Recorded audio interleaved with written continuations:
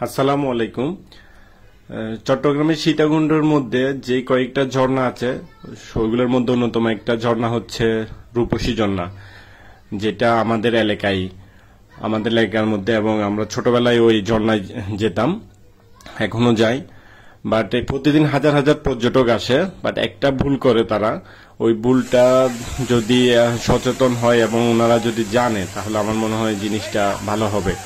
গত কয়েকদিন আগে দুইটা ছেলে বন্ধু, ওরা আফসার এবং আরিফ নামে, ওই দুইটা বন্ধু এখানে ঘুরতে এসে এই কুফটার মধ্যে নেমে পরে তাদের মৃত্যু হয়। ফায়ার সার্ভিস এবং স্থানীয় লোকজন গিয়ে তাদের লাশ উদ্ধার করে। তো আমার এই ভিডিওটার করার উদ্দেশ্য হচ্ছে সবাইকে একটু সচেতন করা, কারণ যারা বাইরে থেকে আসে অনেক দূর থেকে, তারা তো জানে না বিষয়টা, কুফটা কেন এরকম। তো আমি একটু জানা রাখি, এই কূপটা হচ্ছে মূলত আপনার কলসির মতো, একটা কলসির মুখ যেরকম ভিতরে ঠোল, উপরে একটু মুখ আছে, এই কূপটাও সেম।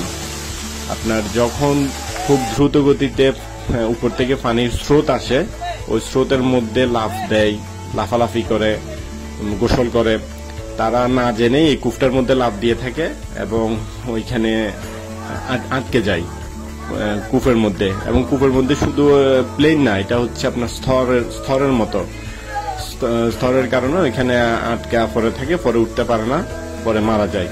তো যারা পর্যটনরা আসবেন, ভাই বন্ধুদের উদ্দেশ্যে বলে রাখি, তারা একটু সতর্ক থাকবেন, এই কূপটাতে না নামাটাই ভালো হবে। এটা স্থানীয় ভাষায় আমাদের আল্লাহর কুম্বা নামে অনেক আগে থেকেই প্রচলিত। তো ওই সম্পর্কে সবাই একটু সচেতন থাকবেন। চাই না পর্যটকরা ঘুরতে এসে এখানে যাতে কোনো রকমের দুর্ঘটনা না হয়।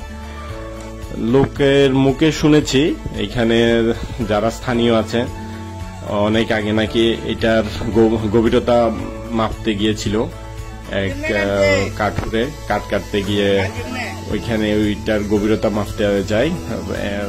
ওইখানে পাহাড়ি লতা দিয়ে 300 হাত বা তারও বেশি হবে একটা লতা রেডি করলো।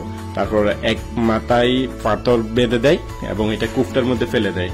তো 300 হাত প্লাস এই রশিটা, লতাটা গিয়েও এই কূপের কোনো নিচের কোনো স্তরের সাথে এটা হয় নাই, নিচের কোনো স্তরে পৌঁছে নাই।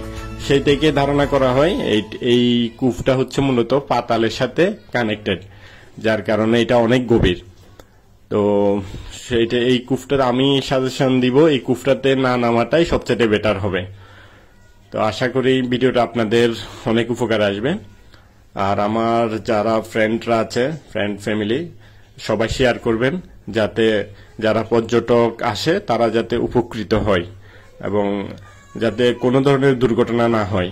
সবাই সতর্ক থাকবেন, সাবধানে থাকবেন। আল্লাহ হাফেজ।